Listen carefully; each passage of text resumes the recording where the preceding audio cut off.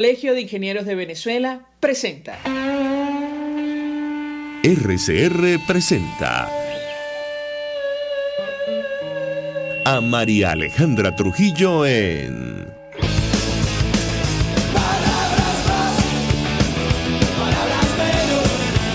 Palabras más, palabras menos.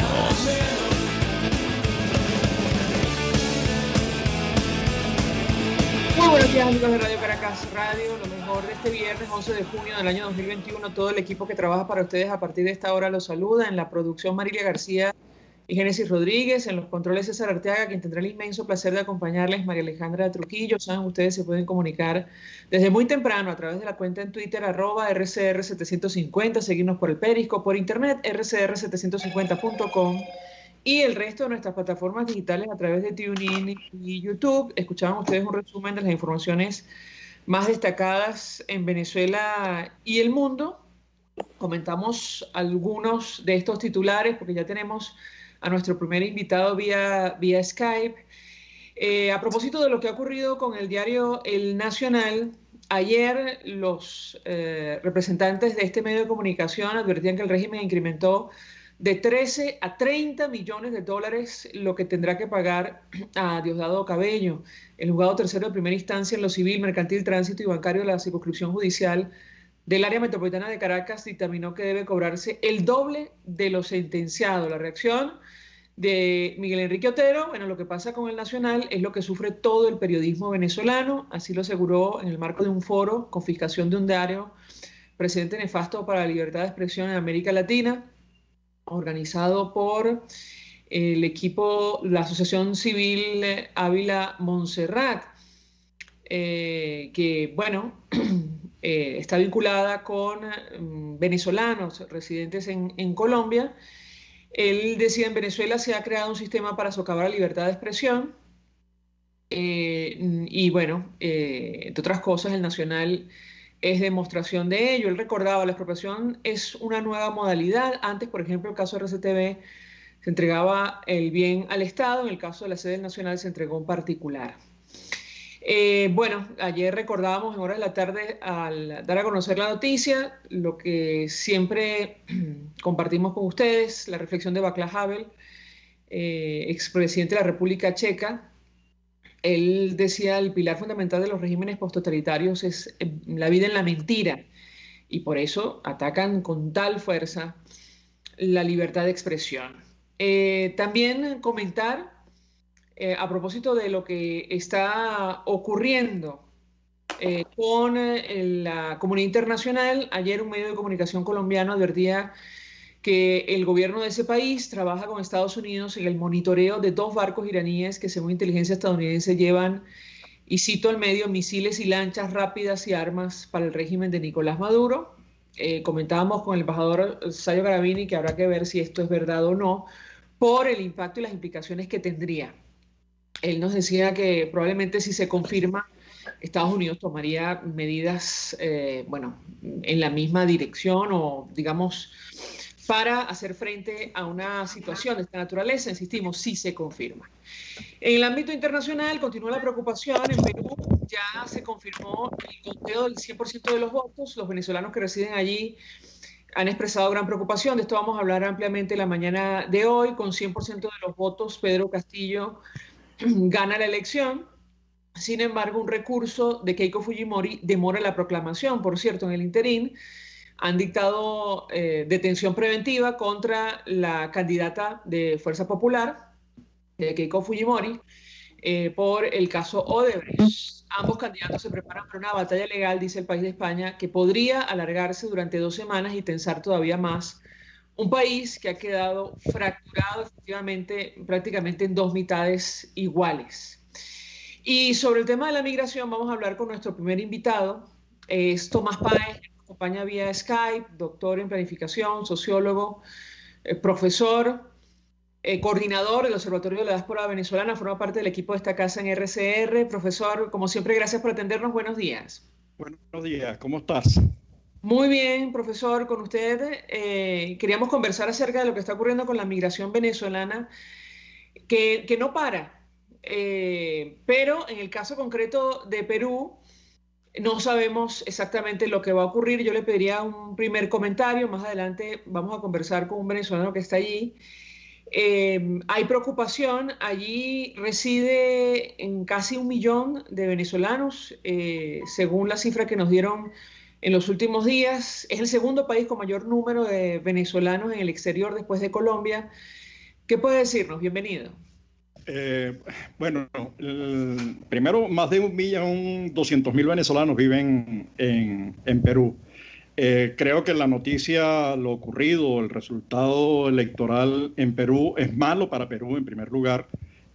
Primero porque está muy fragmentado el voto en el Parlamento y luego porque está muy dividido el voto a escala nacional, digamos, hay una terrible situación. Luego, para los venezolanos es muy preocupante porque las declaraciones del candidato ganador han sido crueles con la migración, pese a que Venezuela fue el tercer país de destino de la migración peruana cuando los movimientos guerrilleros Tupac Amaru y Sendero Luminoso destruían ese país.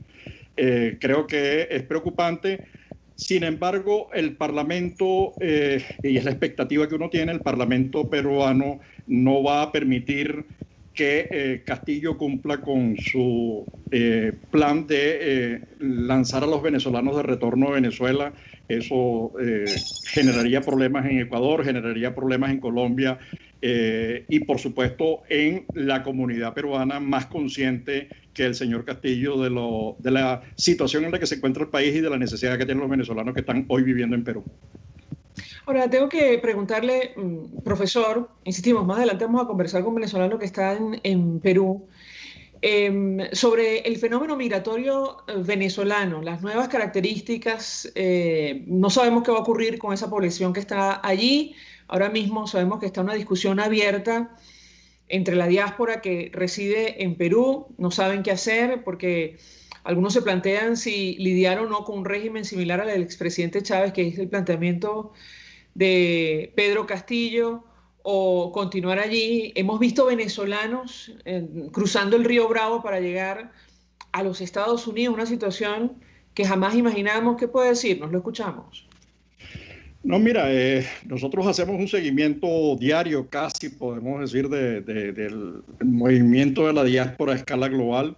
Ni el coronavirus, ni el confinamiento, ni el cierre de fronteras frenó digamos, impidió que continuara creciendo la diáspora venezolana. Lo que hizo fue frenarla, ralentizarla, pero siguió creciendo. Solamente en Apure, con los sucesos ocurridos con los movimientos guerrilleros, salieron 6.000 personas para Colombia.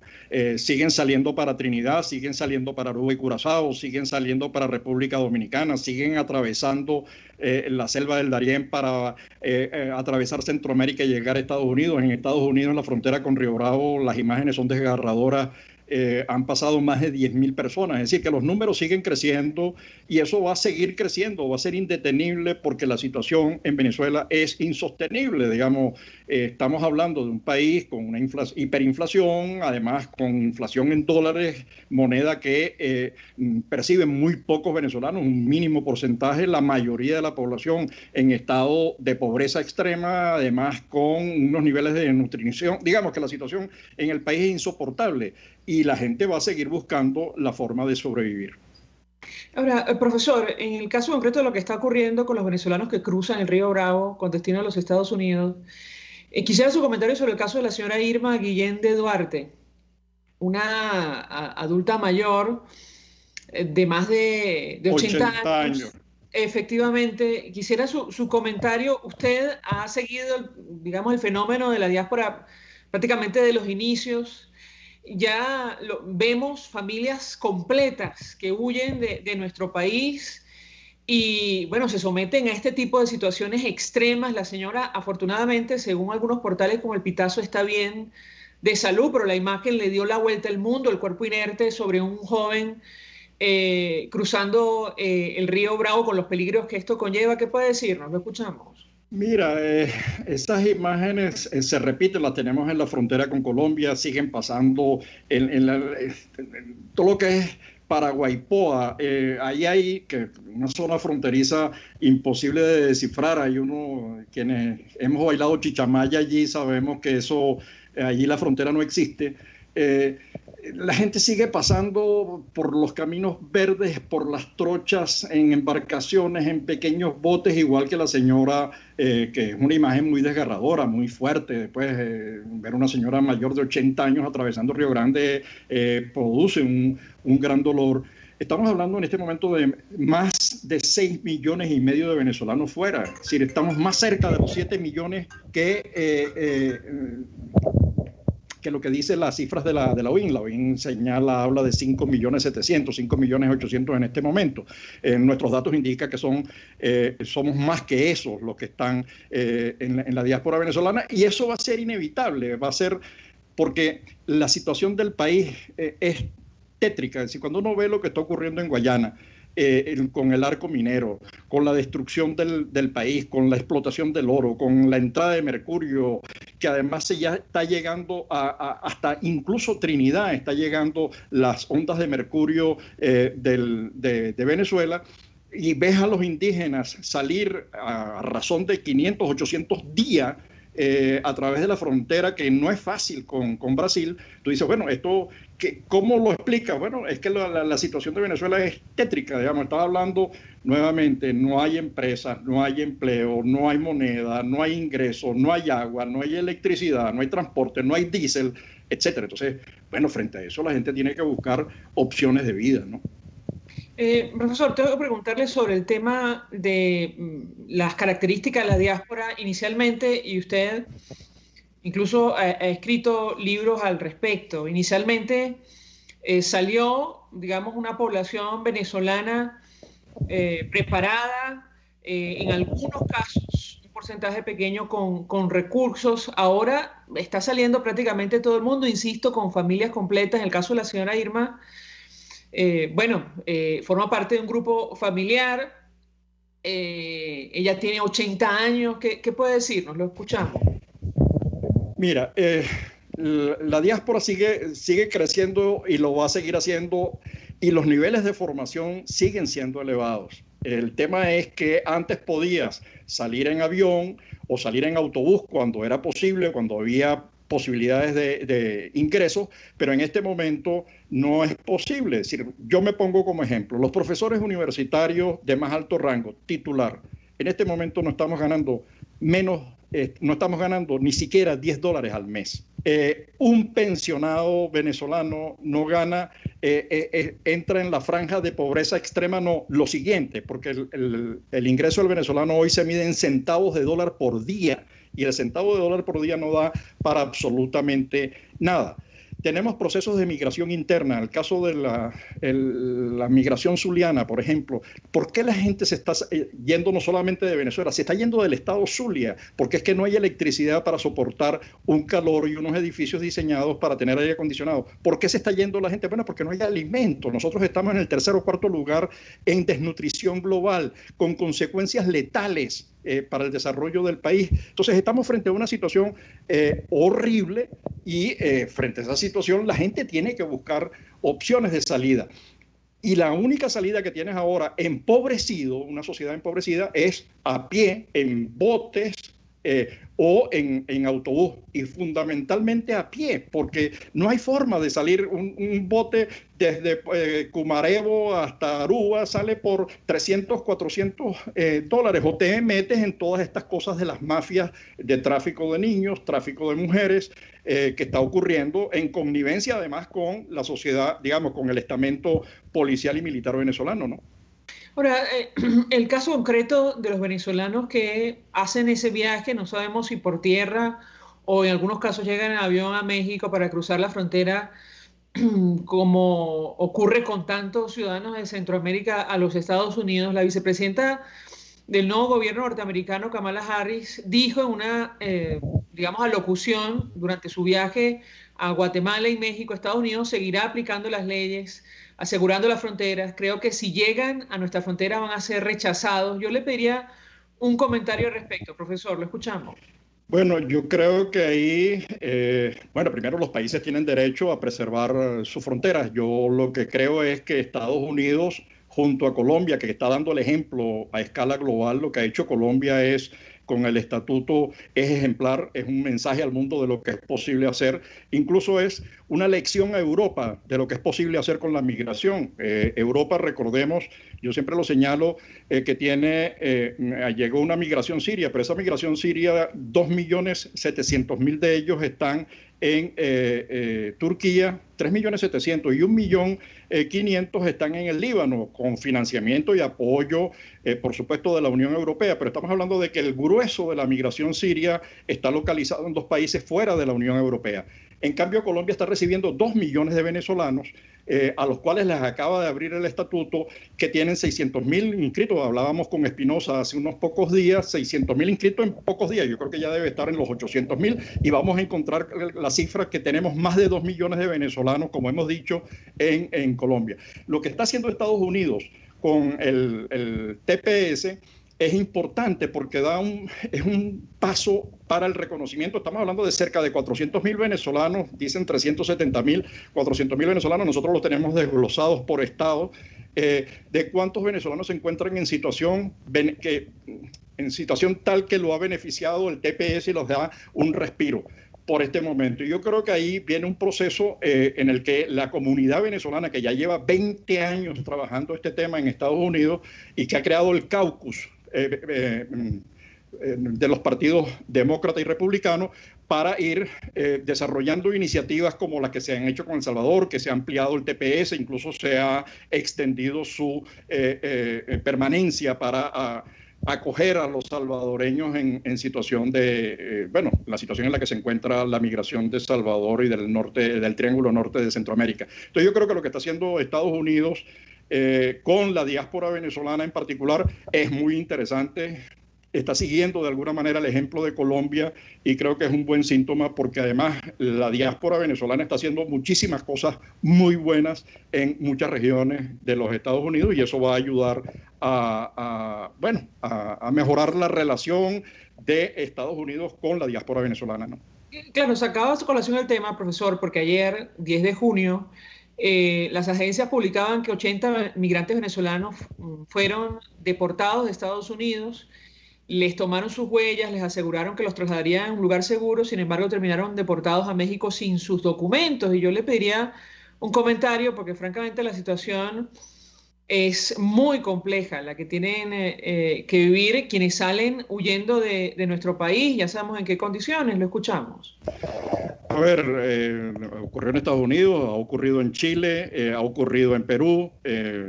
Digamos, ¿vamos a tener casos de esto? Sí. Ahora, cuando uno ve y contrasta el dato de tantos expatriados, tantos devueltos, tantos retornados, obligados a salir del país, uno lo contrasta con el beneficio, porque yo creo que hay que siempre ver esas dos caras, ¿no? Yo el otro día hablaba con la gente de Ávila Monserrate en el programa de radio y veíamos que siempre se hace énfasis en el lado sacaron a 80 venezolanos, a 30 venezolanos de Chile. Sí, pero es que tenemos 500.000 venezolanos en Chile que tienen además visa, que se les ha otorgado, que han llegado muchos de ellos sin pasaporte y sin cédula de identidad, o tenemos 2 millones y pico de venezolanos en Colombia. Entonces, yo lo que creo que lo que está haciendo Estados Unidos como política global, más allá de las imperfecciones que puedan estar ocurriendo, de los problemas que puedan estar ocurriendo en ciertas fronteras. El otro día hacíamos una reunión con los padres jesuitas que tienen allí en la frontera un lugar de trabajo en México.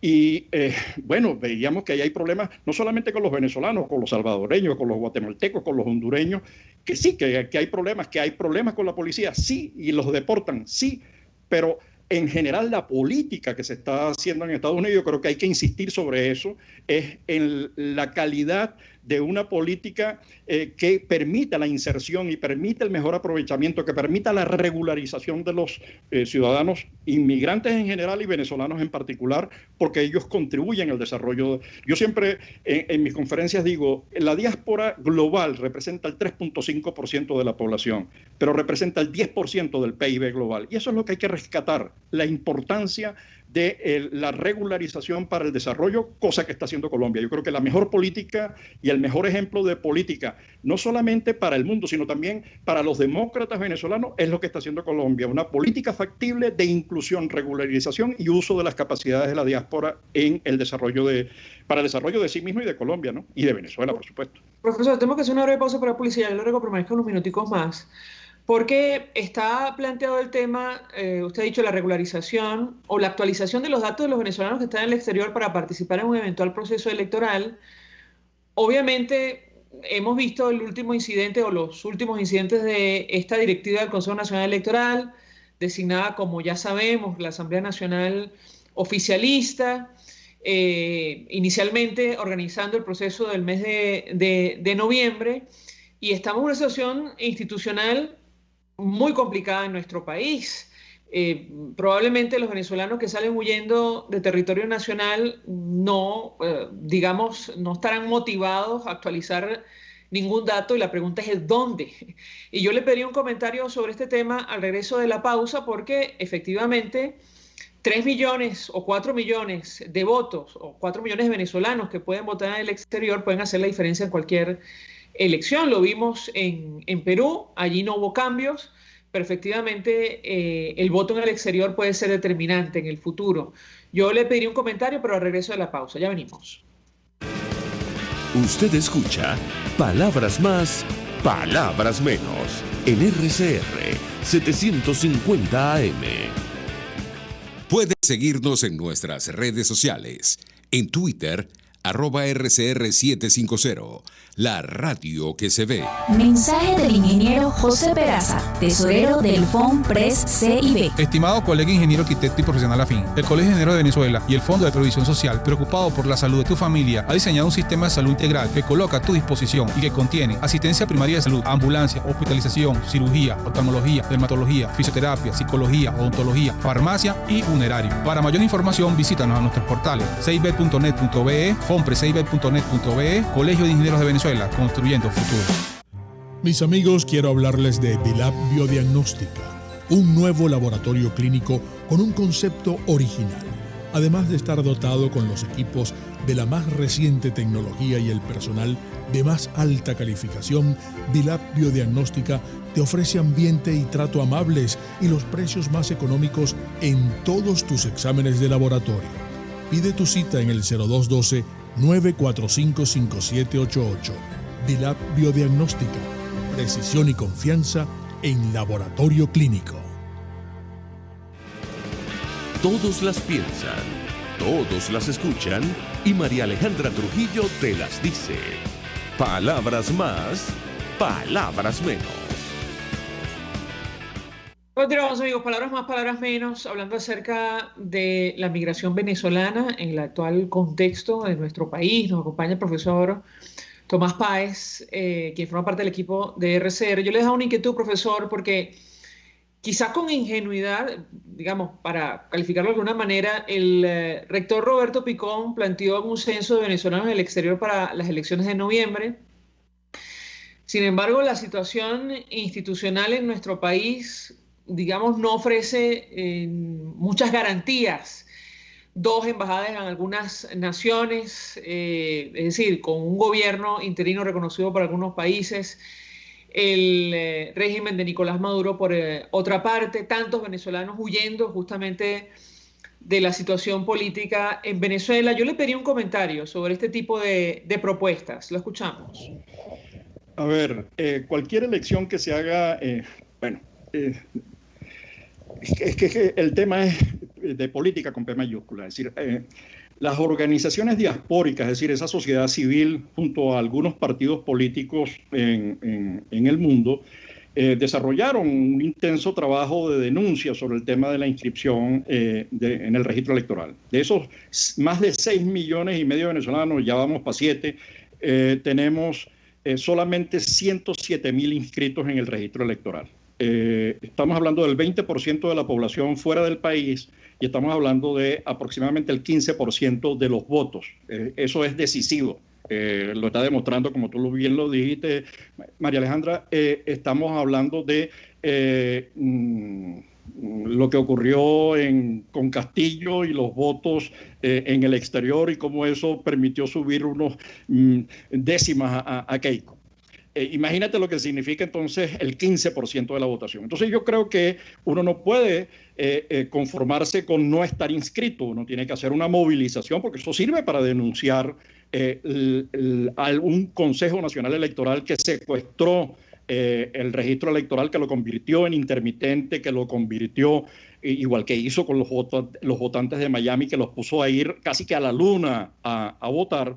Creando ficciones y argumentos. Entonces yo creo que ahí hay un debate interesantísimo, una presión. Eso no significa que vayamos a votar, porque además la ley no permite y la Constitución no permite no permite a los venezolanos en el exterior votar para elecciones regionales, solamente permite para las elecciones de carácter nacional, presidente o los referéndum que se creen.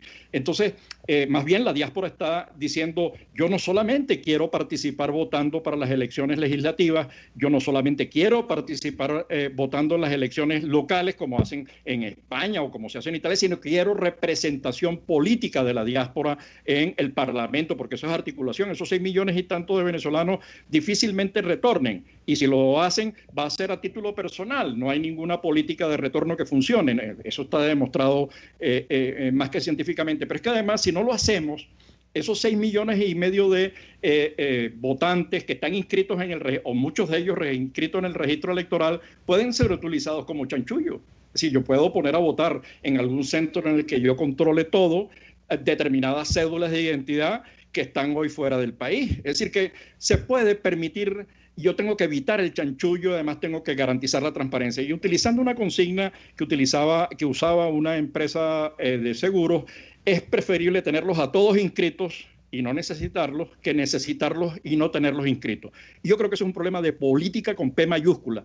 No le interesa a un solo partido, le interesa a la democracia venezolana tener a todos los venezolanos inscritos, porque la presión internacional, la Unión Europea, el Grupo de Lima, que ya viene cambiando toda la conformación, el propio Estados Unidos, están impulsando una salida, junto a la propuesta de Noruega, una salida que sea negociada, que sea más bien de carácter electoral. Yo creo que el gobierno hoy tiene algunos alicientes. La Corte Penal Internacional y la corredera que tiene el señor Tarek William, tratando de impedir que la Corte Internacional sancione. Yo creo que ahí hay uno aliciente para sentarse a negociar y buscar una salida que sea libertaria, que sea democrática, que permita la participación de todos los venezolanos en la decisión de su futuro, porque el futuro que se está construyendo en Venezuela es muy negro, es muy oscuro, es de destrucción, es de pobreza, es de miseria, es de migración. Profesor Tomás Páez, 1.000.000 de gracias por atendernos, acompañarnos estos minutos. Forma parte, insisto, del equipo de esta casa, doctor en planificación, sociólogo, coordinador del Observatorio de la Diáspora Venezolana. Expresando opinión y compartiendo información valiosa acerca del tema que debatimos la mañana de hoy. Tenemos que hacer una pausa. Al regreso vamos a hablar de lo que está ocurriendo a los venezolanos en Perú con un expreso político. A él lo expulsaron de nuestro país después que salió del helicoide. Estamos hablando de Vilca Fernández. Y ahora el régimen de Nicolás Maduro, tiempo más tarde, lo pidió en extradición. Y él tiene contacto con venezolanos en ese país y ha expresado la preocupación cierta que existe sobre el destino de más de 1 millón de ciudadanos, como decía el profesor Tomás Páez, que residen ahora mismo en esa nación. Profesor, gracias por atendernos. Vamos a la pausa. Regreso un poco más. Estás escuchando Palabras Más, Palabras Menos, por RCR 750 AM. Sintonícenos a través de Periscope, @RCR750, la radio que se ve. Mensaje del ingeniero José Peraza, tesorero del FONPRES CIB. Estimado colega ingeniero, arquitecto y profesional afín, el Colegio de Ingenieros de Venezuela y el Fondo de Previsión Social, preocupado por la salud de tu familia, ha diseñado un sistema de salud integral que coloca a tu disposición y que contiene asistencia primaria de salud, ambulancia, hospitalización, cirugía, oftalmología, dermatología, fisioterapia, psicología, odontología, farmacia y funerario. Para mayor información, visítanos a nuestros portales cib.net.be, fonprescib.net.be, Colegio de Ingenieros de Venezuela, construyendo futuro. Y ahora quiero hablarte de Comercializadora Prada, y ya de solo nombrarlo se me hace agua la boca, porque Comercializadora Prada son los más frescos quesos y embutidos que te llevan a tu casa. Todos los quesos, todos los embutidos, y como cuentan con proveedores exclusivos, te resulta mucho más económico. Llámalos ya, 0424-134-6035, en Instagram wprada.ve. Comercializadora Prada, todo en quesos y embutidos con la mejor relación precio-sabor. Pluralidad contigo. Respeto contigo. Responsabilidad contigo. Libertad contigo. Estamos contigo y punto. De lunes a viernes a la 1 de la tarde. Contigo. Solo por RCR 750 AM. Porque lo bueno une. RCR 750 AM, porque lo bueno une. Información, opinión, contraste. María Alejandra Trujillo está en Palabras Más, Palabras Menos. Continuamos, amigos. Palabras más, palabras menos. Iniciamos el programa hablando acerca de la situación de los venezolanos en Perú. Nos decía el profesor Tomás Páez que, según la información que él maneja, trata de más de 1 millón de ciudadanos de nuestro país residentes en Perú que, bueno, ahora mismo enfrentan una situación francamente complicada, delicada. Uno de ellos nos acompaña y comentábamos parte de su caso antes de ir al corte publicitario. Vilca Fernández, expreso político, fue liberado. Hacemos un poco un recuento. Él estaba detenido desde enero del 2016, ya nos acompaña en Zoom, así que si me equivoco él me corregirá. Permanecía en el helicoide, sede del SEBIN. Ahí lo liberan con la condición de que salga del país. Finalmente llega a Perú. Y tiempo después, Nicolás Maduro, me corregirá otra vez, Vilca Fernández, si me equivoco, lo pide en extradición. Él está en Perú. Y bueno, ocurre este cambio político, que habrá que ver si se concreta o no. Y entraría en el poder una persona, el señor Pedro Castillo, afín al régimen venezolano, además con ideas de izquierda radical. Vilca, gracias por atendernos. Muy buenos días. Muy buenos días para ti, María Alejandra. Un saludo para toda la audiencia, para Radio, que sigue dando esa lucha informativa en un país donde cada vez los derechos se acortan más, ¿no? Aquí vamos. Parece que la película se repite, ¿no? Con más de 1.200.000 venezolanos en la actualidad que hay en Perú, y donde es el segundo país con mayor población venezolana en el momento, luego de Colombia, pero además es uno de los países con mayor venezolanos exiliados, refugiados, con procesos abiertos por el régimen dictatorial de Venezuela, que representan criminales de Maduro y compañía.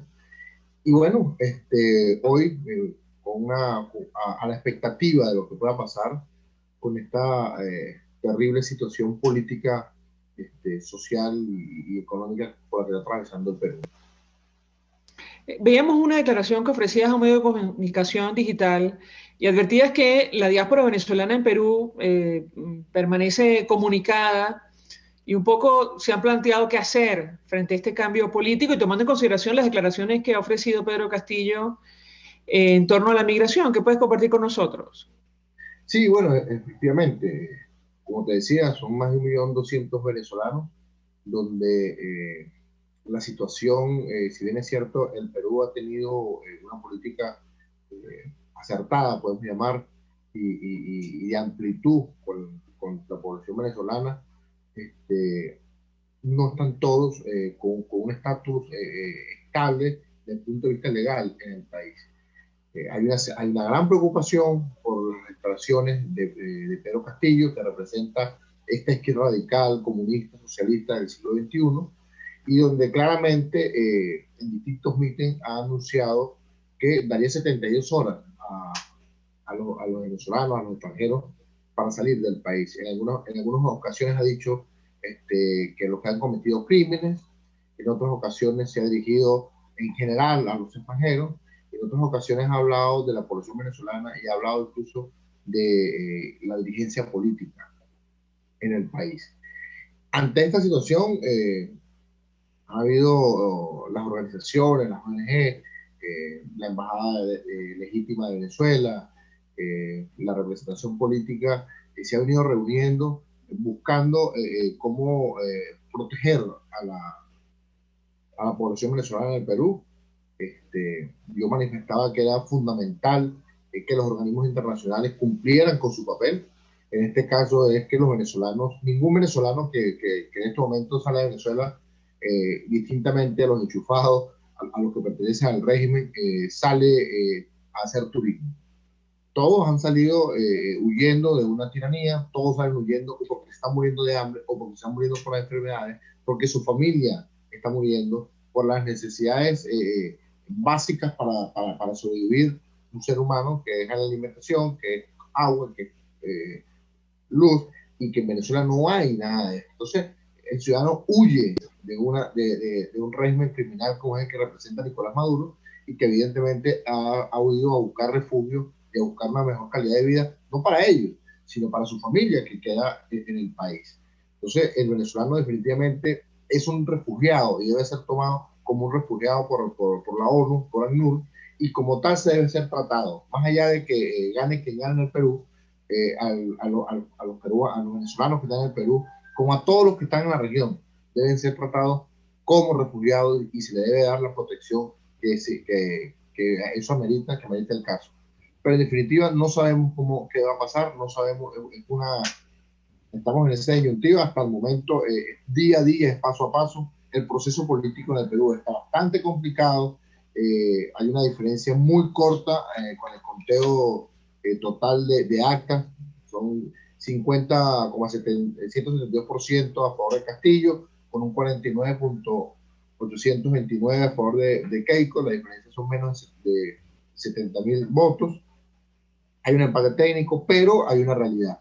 Hay unas 1.000 actas que han sido impugnadas por Pedro Castillo y que esto le estaría dando la victoria. Son 1.000 actas que no están siendo contabilizadas, que representan más de 300.000 votos, y que esto podría cambiar drásticamente el resultado si definitivamente la Junta Nacional Electoral y la Auditoría Electoral, en este caso, determina que van a contabilizar las actas. Por el otro lado, de parte de Fuerza Popular, de Keiko Fujimori, acaban de impugnarle también cierta cantidad de actas a Pedro Castillo. Hay que esperar a ver si procede o no procede. Hay sectores democráticos del Perú que hablan de un fraude electoral en la mesa. Han habido pruebas claras y demostradas de cómo en las provincias y en las zonas más aledañas del país se cambiaron actas, se cambiaron votos, inclusive detuvieron en pleno proceso a personalidades de Perú Libre, del partido de Pedro Castillo, con 75, 80 cédulas en mano, cédulas electorales. Es decir, la situación es bastante complicada, hay convocadas movilizaciones de parte y parte, y es lamentable, María Alejandra, que esto esté ocurriendo en el Perú. No ocurre distinto en la región, que hoy podríamos decir que podría enfrentarse a un 2022, una región prácticamente comunista, socialista, si las cosas van como van. En Colombia encabeza las encuestas esta izquierda radical, en Chile ocurre lo mismo, en Brasil ocurre lo mismo con Lula, ya tenemos a Argentina en manos de esta izquierda radical, ya está Bolivia en manos de esta izquierda radical. Entonces quedarían algunos pequeños centros de democracia, como es Ecuador, que se mantiene, como Uruguay, pero definitivamente la situación es bastante delicada para la región y para los venezolanos, además, que pareciese no tener a dónde huir, ¿no? Porque al final el mismo sistema, el venezolano se siente perseguido por el mismo sistema. Tú hablas con el ciudadano de a pie en un transporte, en el mercado, porque aquí el 70% de los venezolanos trabajan en la economía informal y te lo consiguen en la calle a diario, y te dicen nos persigue la maldad, nos persigue el socialismo, el comunismo, o sea, perdóname la expresión, o sea, qué desgracia, ¿qué vamos a hacer? Te dicen, ¿no? O sea, ¿para dónde nos vamos a ir? ¿No? Porque en definitiva, la gente ni siquiera está huyendo de la persona, se está huyendo del sistema, ese sistema que lo sometió, que le quitó todo lo que tenía y que lo ha obligado a vivir en un país con condiciones distintas, con una cultura diferente, con un dinamismo totalmente distinto y que ha costado mucho adaptarse, precisamente porque vive el día a día. Y esa desesperación de los venezolanos existe, es una realidad. No sabe a dónde van a ir ahora. O sea, emigrar a un tercer país, un cuarto país, ¿cómo lo hacemos? ¿Con qué condiciones económicas? Y lo otro, que no sienten la protección ni de los organismos internacionales realmente, porque hay una gran cantidad de recursos de miles y miles de dólares que donan para la crisis venezolana, pero que no le llega al ciudadano de a pie, que no termina de verlo, que no es tangible, y que la representación política pareciese estar muy alejada de la realidad que se vive. Ahora, Vilca, tengo que preguntarte, nos decía el profesor Tomás Páez, también lo expresaba el embajador Sayo Garavini el día de ayer, que, digamos, por la conformación del Congreso, por, digamos, los votos que obtuvo Keiko Fujimori en esta elección, existe una parte de la sociedad que haría contrapeso o no a esta posible nueva administración de Pedro Castillo. Está en discusión incluso la situación de los migrantes. ¿Qué puedes decirnos sobre este tema en específico? Mira, pareciese ser, con esta elección, hay un nuevo Congreso, que pareciera que puede haber un equilibrio de poderes, ¿no?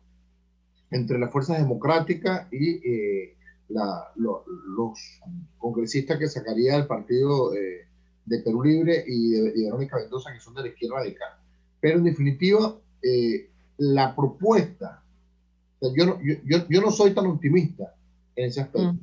¿Por qué no soy tan optimista? Porque ya conozco el monstruo de adentro, ya sabemos de qué están hechos, ¿no? Y hemos visto el asesoramiento y las manos metidas de Venezuela en este proceso, atrás de Pedro Castillo, de Cuba atrás de Pedro Castillo, a través de Vladimir Cerrón, de Evo Morales. Entonces, una de las propuestas es un cambio de constitución, una de las propuestas es llamar a una constituyente una vez asuman el poder, y eso sabemos que nos indica, sabemos que una constituyente terminaría dándole un poder absoluto al presidente, y eso podría eliminar al Congreso como lo conocemos, podría eliminar y elaborar una nueva constitución hecha a la medida de ellos que les permita perpetuarse en el poder. Entonces, en estos momentos, ser optimista o creer, como lo escucha uno en los diferentes analistas en el Perú, de que hay posibilidades, de que hay un equilibrio de fuerzas, de que él no va a poder hacer y materializar todo lo que ha dicho Pedro Castillo si llegase a la presidenta, yo no lo veo tan así. Y no lo veo tan así porque hemos visto en Venezuela cómo poco a poco fueron cambiando las cosas, gota a gota se fue perdiendo la democracia, y que lamentablemente no se trata de que nosotros somos más bravos que los otros, o esto es el Perú y aquí no ocurre. En Venezuela decíamos, esto no es Cuba, no somos una isla, aquí no nos va a ocurrir, y hoy Venezuela, después de 23 años, está incluso peor de lo que está Cuba. Entonces, es bastante delicado y va a depender, bueno, te repito, del accionar en parte de las Fuerzas Armadas, del accionar de los ciudadanos en los próximos días, y va a depender definitivamente de ese cerco político o una camisa de fuerza democrática que se le pueda aplicar a Pedro Castillo si llega al poder. Pero en definitiva no hay nada seguro en este país. El presidente circunstancial que tiene el Perú, que es Sagasti, se comunicó ayer con Mario Vargas Llosa a solicitarle que intermediara en la situación, un poco como bueno, hablar con los diferentes activistas como Pedro Castillo y Keiko Fujimori. O sea, están buscando la forma de negociar, de equilibrar, de poner la armonía a la situación del Perú, pero los peruanos en su mayoría están claros lo que significa la derrota de la democracia en este país. Ya el dólar se disparó, los precios de los productos básicos, ya están aumentando, las importaciones se han frenado en algunos momentos y no ha asumido todavía el poder de la izquierda radical. Finalmente, ¿qué ha pensado nuestro invitado en lo personal? Escuchábamos en esta entrevista, insisto, a un medio de comunicación digital que decía, bueno, tengo que plantearme qué hacer. Recordamos, antes de iniciar la entrevista, qué ha ocurrido con Vilca Fernández, preso político, lo expulsan de Venezuela y ahora entiendo que el régimen de Nicolás Maduro lo pide en extradición. ¿Qué puede decirnos? Sí, bueno, mira, mi padre es peruano, yo tengo la doble nacionalidad por mi padre. En teoría, eso me protegería de una posible extradición, pero como ya conocemos cómo funcionan estos personeros de la izquierda radical, nada tengo garantizado. Paso a paso, día a día, estoy evaluando mi situación personal. Me tiene aún más preocupado la situación del resto de los venezolanos. Como te digo, no solo es mi caso, hay un importante número de militares que están en el Perú, que están exiliados, que están refugiados, que han sido presos políticos, que han huido de los cuarteles y que fácilmente podrían ser extraditados. Hay civiles en la misma condición, que de repente no son tan mediáticos y no están tanto en la palestra como Vilca Fernández, pero que en definitiva podrían correr el mismo futuro que me espera a mí de ser extraditado si ganara Pedro Castillo. Toca evaluar, toca tal vez buscar una tercera opción y está uno igual, o sea, ¿y para dónde vas? ¿No? O sea, ¿para dónde vas si el futuro de la región parece ser rojito? ¿Con qué condiciones económicas se moviliza uno? Es decir, la situación de Vilca Fernández no es muy distinta a la de 1.200.000 venezolanos en este país. Y esto tiene que llamarnos a la reflexión. ¿Por qué está pasando esto en la región? ¿Por qué estas izquierdas radicales con estas propuestas totalitarias pareciesen ser una opción para la gente, ¿no? Yo creo que esto tiene que llamar fuertemente la reflexión de la dirigencia política democrática. ¿Dónde se está fallando? Porque yo no creo en esto, María Alejandra, de que cada pueblo obtiene al gobernante que se merece. No, yo creo que esto es el fracaso definitivamente de políticas de los sectores democráticos que todavía siguen divorciados de la realidad del ciudadano de a pie, que es la mayoría de los ciudadanos en cada país, y que las políticas no están llegando, que la corrupción se sigue apoderando de los gobiernos democráticos y que las políticas y las soluciones para la gente no llegan. Y en ese caldo de cultivo de la desesperación, del hambre, del querer mejorar su calidad de vida, entonces llega la oveja vestida, el lobo vestido de oveja y se apodera.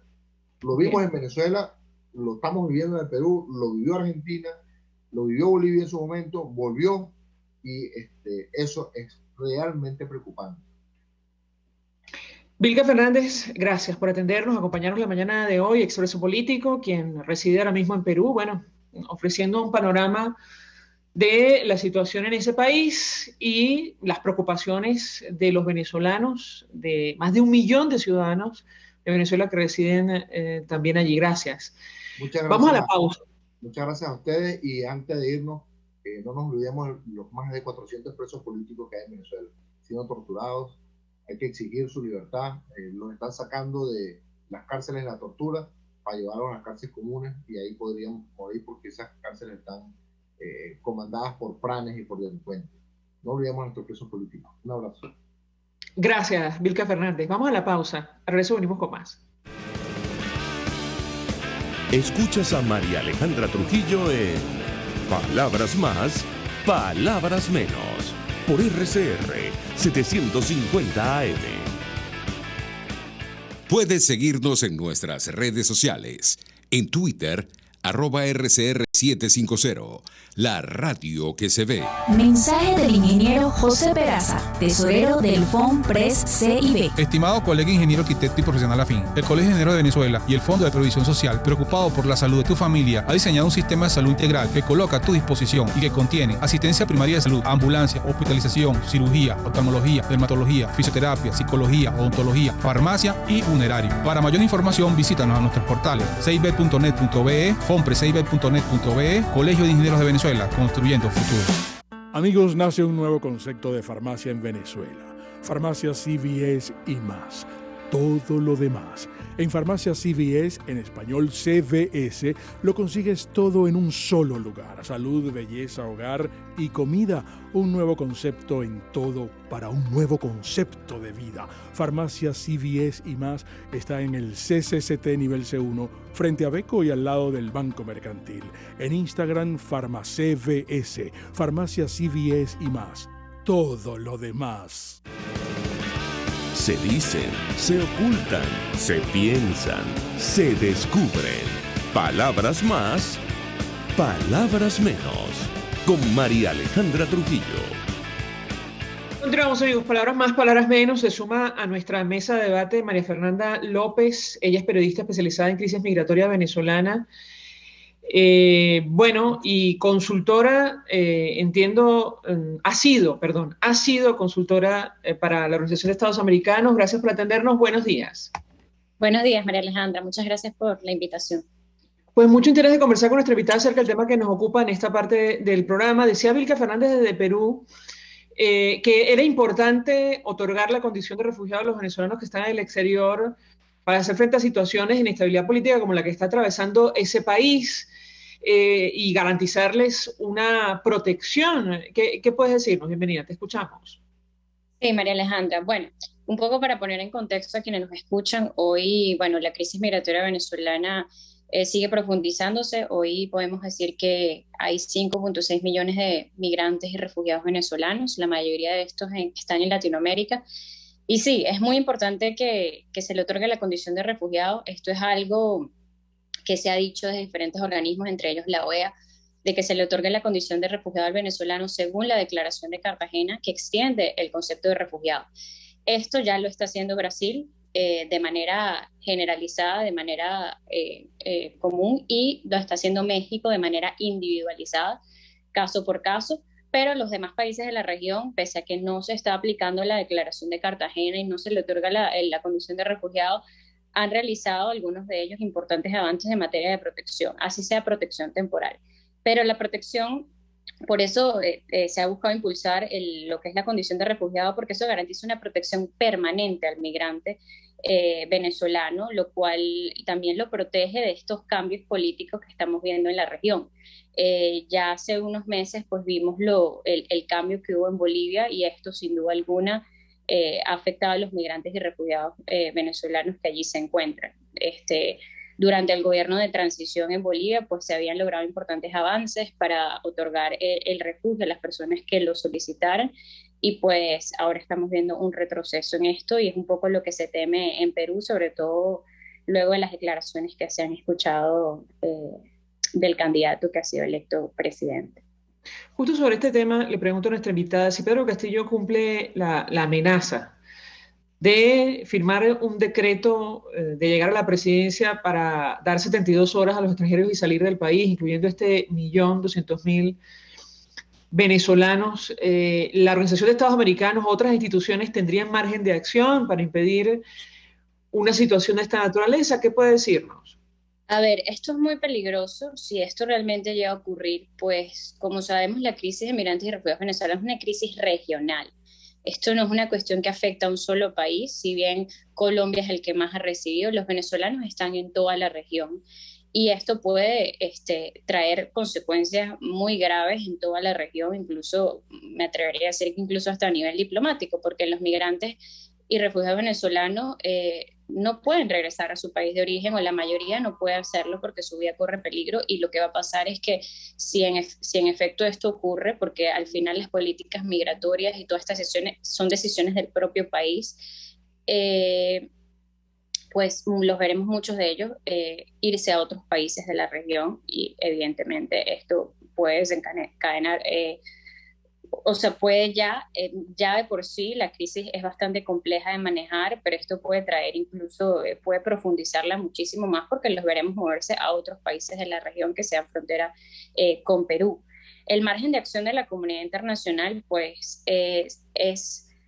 por supuesto, existen diferentes organismos pues, que pueden de alguna manera alertar, exhortar y pues realizar visitas, sobre todo para velar en la protección de los derechos humanos, pero como hemos visto no solo en Perú, cuando se decide expulsar un migrante es competencia del país, es una decisión que se toma desde el país y la comunidad internacional pues evidentemente va a estar alerta para condenar esto y tratar de frenar en caso de que eso ocurra, pero las consecuencias pueden ser muy graves, María Alejandra, si esto llegase a materializarse.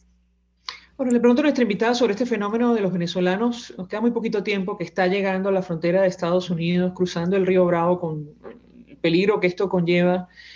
Venezolanos de todas las edades. Le pediría un comentario. La escuchamos. Sí, bueno, esto es una evidencia más de lo que se está viviendo en Venezuela, de lo que está padeciendo el venezolano. El venezolano sigue huyendo y de distintas maneras. Esa es una de las formas en las que el venezolano está huyendo y allí es un caso que quizás en esa parte, en Río Grande, en la frontera entre México y Estados Unidos, es un caso que se hace quizás mucho más viral, mucho más visible, pues allí durante muchos años han cruzado migrantes centroamericanos y ahora estamos viendo que los venezolanos también están en este grupo de migrantes. Pero es una manifestación más de las dimensiones de esta crisis, María Alejandra. O sea, estamos viendo personas que están cruzando de esta manera hacia Estados Unidos, pero así como vemos a los que han venido cruzando desde Colombia y que lo han seguido haciendo incluso cuando las fronteras estuvieron cerradas por trochas, por vías irregulares y como personas que simplemente están agarrando un peñero, una embarcación menor, lanzándose al Caribe y que lamentablemente muchos de ellos han naufragado en el intento y han fallecido intentando un poco buscar una vida mejor en alguna de estas islas del Caribe. Entonces, pues mi comentario sería que es una manifestación de esta crisis, el continente nunca ha visto algo así, de estas dimensiones en cuanto a crisis migratorias y es la segunda más grande a nivel mundial. Esto es algo que tenemos que tener en mente porque esta crisis tiene, si bien es una crisis regional, tiene unas dimensiones globales y de continuar así, de mantenerse el régimen de Nicolás Maduro y de profundizarse la crisis, vamos a seguir viendo a la gente huyendo desesperada del país, pero lo veremos de estas diferentes maneras. Por eso, de alguna manera, lo que se trata desde todas estas organizaciones y quienes trabajamos en el tema migratorio es impulsar, por un lado, vías seguras, regulares y políticas que permitan atender, proteger e integrar a esta población de manera que el desplazamiento pueda ser de manera segura, pero por otro lado, seguir denunciando quién es el responsable de esta crisis y que la única solución de que este deslave humano y esta migración masiva se detenga es que retorne la democracia en Venezuela. María Fernanda López, gracias por atendernos, acompañarnos estos minutos, periodista especializada en la crisis migratoria venezolana, que ha sido consultora para la Organización de Estados Americanos, expresando opinión y análisis acerca del tema que debatimos la mañana de hoy. Se nos ha agotado el tiempo, nosotros nos despedimos, lo hacemos en nombre de todo el equipo, los dejamos por todos los medios. El Fondo de Previsión Social del Colegio de Ingenieros de Venezuela presentó. RCR presentó Palabras Más, Palabras Menos. RCR 750 AM.